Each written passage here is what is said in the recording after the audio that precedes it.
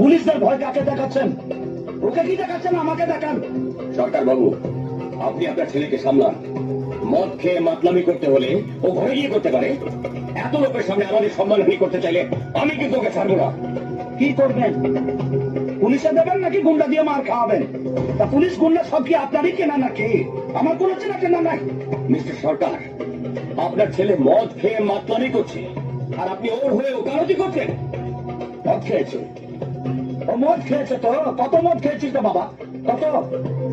শোনেন মিত্তির বাবু, ওর জায়গায় যদি আমি থাকতাম না তাহলে আমিও মদ খেতাম, আপনিও মদ খেতেন।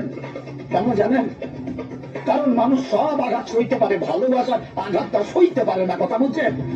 এখানে কোনো ভালোবাসার সিন নেই। এটা আপনার ছেলের মানসিক বিকার। আমার মেয়ের জীবন ও অতিষ্ঠ করে তুলেছে। তাই তাই যদি হবে তাহলে আপনি আপনার স্ত্রীকে পাঠিয়ে ছবিটা ফেরত নিয়ে গেলেন কেন? আপনার মেয়ে যদি আমার ছেলেকে ভালো নাই